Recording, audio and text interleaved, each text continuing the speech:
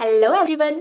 तो जैसा कि आप लोगों ने सब में देख लिया होगा कि एसएससी सीजीएल का नोटिफिकेशन आउट हो चुका है और लगभग 12,000 समथिंग वैकेंसी है उसमें इस बार।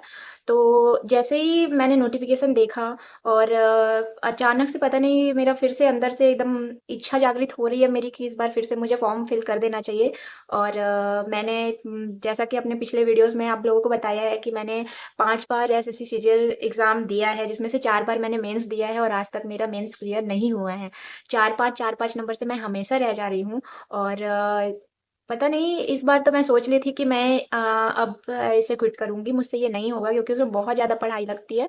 बट अब मुझे पता नहीं, जब से मैंने नोटिफ़िकेशन आउट हुआ है, मेरा माइंड वहीं पे स्टक हो गया है जा कर के कि मुझे फिर से इस बार फॉर्म भर देना चाहिए। और मैं सोच रही हूँ कि इस बार मैं फिर से फॉर्म फिल कर दूँ और इस बार फिर से मैं प्रिपरेशन स्टार्ट करके और एग्ज़ाम दे के देखूँ कि इस बार और क्या होता है।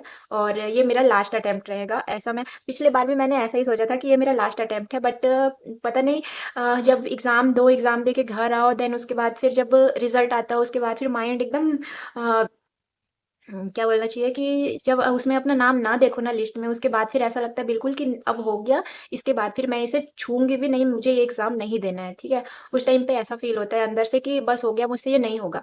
बट उसके बाद पता नहीं क्यों फिर से जब नया अगले साल का जब नोटिफ़िकेशन फिर से नया आता है, तो तब तक आते-आते पता नहीं क्या हो जाता है कि माइंड में बस फिर से वही-वही चलने लग जाता है कि नहीं, मैंने इतना तैयारी किया, तो फिर मुझे 1 साल और अपना देना चाहिए इस चीज़ में और मुझे आगे बढ़ना चाहिए, मुझे प्रिपरेशन कंटिन्यू करना चाहिए अपना प्रिपरेशन। और मैंने जब लास्ट मेंस दिया था सीजीएल का 2025 का, तो उसके बाद फिर मुझे पता था कि मेरा उस बार सिलेक्शन नहीं होगा क्योंकि मेरी ही गलती थी बोला जाए और मेरी तबीयत उस समय ठीक नहीं थी। मेंस के दिन ही मेरी तबीयत ठीक नहीं थी और मैंने जाकर मेंस दिया और मेरा माइंड पूरा 100% मैंने उसमें नहीं दे पाई मैं अपना। और मेरा माइंड पूरी तरीके से वहाँ काम नहीं कर रहा था बिकॉज़ मेरी हेल्थ उतनी अच्छी नहीं थी। और उसके बाद जब मैं एग्ज़ाम दे के आई तो मुझे पता था कि मेरा इस बार सिलेक्शन नहीं होगा। तो मुझे इतना ज़्यादा उस समय इस बार के रिज़ल्ट के आने के बाद उतना ज़्यादा मैं डिमोटिवेट नहीं हुई क्योंकि मुझे पता था कि ऑल एंड ऑल मेरी गलती है इस चीज़ में, ये कहीं न कहीं। और मुझे पहले से ही पता था कि मेरा इस बार सिलेक्शन नहीं होगा। बट उसके बाद फिर मैं ये सोच रही थी कि बस अब 5 साल हो गए, अब इससे ज़्यादा मैं इसमें नहीं दे सकती क्योंकि बहुत ज़्यादा टाइम चले जाता है और बहुत ज़्यादा पढ़ाई आपको करनी पड़ती है इस चीज़ में। और बाकी लोग जो आपसे कनेक्टेड रहते हैं या बाकी सारी चीज़ें जो आपकी लाइफ में चलती है, उस पे आप बिल्कुल ध्यान नहीं दे पाते, उन्हें आप बिल्कुल टाइम नहीं दे पाते हैं। आपको फ़ोकस्ड होकर पूरा-पूरा इसी में ही पूरा टाइम और सब कुछ अपना देना पड़ता है पढ़ाई में ही। और उसके बाद अगर कुछ भी आपके हाथ नहीं लगता है ना यार, तब उस समय फिर डिमोटिवेशन आता है माइंड में और उस समय फिर डिमोटिवेट हो जाते हैं हम लोग। और अपने आप को सँभालने में, उस चीज़ से बाहर निकलने में भी बहुत टाइम लगता है। और मैं भी ये सोचकर मैंने क्विट किया था एग्ज़ाम, मतलब लास्ट अटेम्प्ट देने के बाद मैंने सोचा था कि मैं अब सीजीएल क्विट करूँगी। और वैसे भी और उसके बाद फिर मैंने सोचा था कि मुझे इतने साल मैंने प्रिपरेशन किया तो मेरा एक अच्छा बेस बन चुका है और अच्छी खासी तैयारी मेरी हो चुकी है।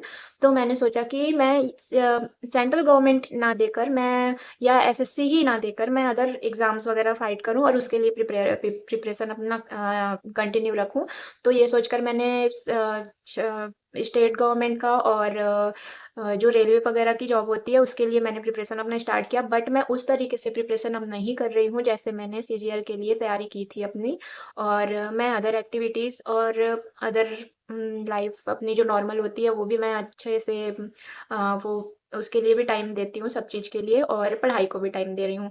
तो अब मैं सोच रही हूँ, मेरा दिमाग बस इसी में लगा हुआ है कि नोटिफ़िकेशन आउट हो गया है और उसके फॉर्म भरने भी स्टार्ट हो गए हैं, तो क्यों ना इस बार फिर से फॉर्म भरा जाए। और इस बार तो आप सभी भी मुझसे जुड़ चुके हैं, तो क्यों ना आप सभी के साथ मिलकर प्रिपरेशन फिर से स्टार्ट किया जाए। और देखते हैं फिर आगे क्या होगा, कम से कम अपने साइड से जितना हो सकता है उतना तो हम दें, उतना तो हम करें। और सिलेक्शन होना या ना होना वो तो हमारे हाथ में बिल्कुल नहीं है, हमारे हाथ में जो चीज़ है हम कम से कम वो तो करें, ठीक है? अ, तो वही मैं बोलूँगी कि अगर आप लोगों में भी कई एस्पिरेंट्स ऐसे होंगे जिनका लास्ट ईयर सिलेक्शन नहीं हुआ होगा या जो 2-4 साल या 5 साल से प्रिपरेशन कर रहे होंगे अपने, तो देखो आप लोग इतने साल अपने प्रिपरेशन में दे चुके हो और इसमें 4-5 साल देने के बाद बेस तो स्ट्रॉन्ग सबका हो ही जाता है और कुछ ना कुछ कमियाँ सब में रह जाती हैं जिसके कारण से हमारा सिलेक्शन नहीं हो पाता है, तो उस पे हमें ध्यान देना है और हमें फिर से 1 साल नया मिला है और नया चांस मिला है। तो उसे गँवाना नहीं चाहिए, तो उसके लिए प्रिपेयर होएँ, अपने आप को प्रिपेयर प्रिपेयर करें और हिम्मत करके इस बार फिर से फॉर्म फिल करें और अपना 100% दें इस चीज़ में, देन जो होगा आगे देखा जाएगा। उसके लिए हमें डिमोटिवेट नहीं होना है और ठीक है, अपनी तरफ से हम जितना जो कर सकते हैं, वो तो हम करें, खाली ना बैठें।